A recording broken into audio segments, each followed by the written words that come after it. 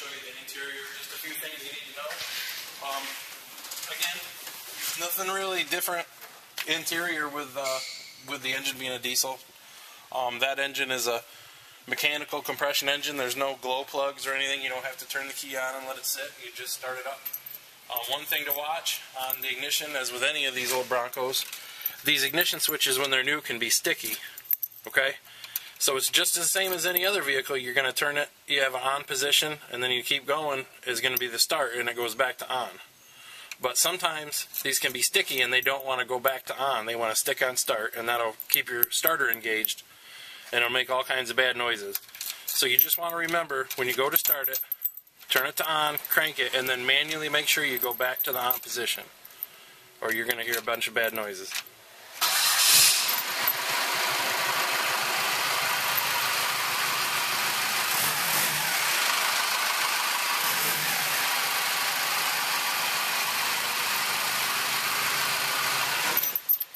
You get a little bit of smoke on startup.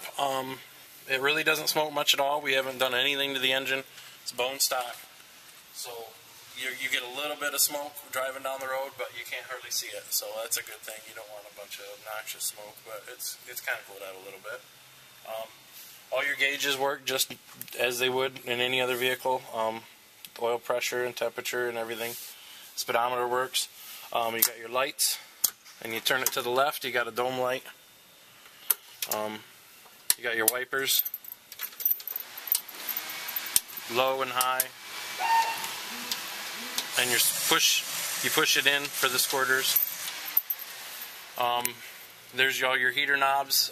Basically the middle one, it says right there, off, high, low for your blower motor. That all works, and all you ever pretty much need it for is heat. And if you want heat, basically you pull all three of these all the way out. And that'll give you defrost, and if you push that in, it blows hot air on the floor. So that's all there is to it. This is a temperature, and this is defrost rear floor, and this is basically the air blend door. So T-shifter for your automatic transmission. Park is all the way forward, reverse, neutral, drive. And it'll kind of stop and drive. Neutral, and park. It'll take a couple times to get used to it. Here's the four-wheel drive shifter. It's called a J shifter, but it's actually a reverse J, like a hook. Two-wheel drive is all the way forward and up to the right. And if you ever want to put it in four-wheel drive, basically all you do is pull it straight back. If you want to go into low, you have to go all the way up here. The shifter's going to come up here. But that's 4 high, and that's 2 high. You're probably just going to use 2 high anyways, but it can be kind of tricky. Sometimes when you get into 4 low, you're going to have the engine running, put it in neutral, and put it in drive, and try to get it rocked back and forth. Sometimes it can be a bear to get out of 4 low. So we won't put it in there now. But your radio's underneath here. Everything else is pretty much self-explanatory. You got your nice door panels with the speakers in them.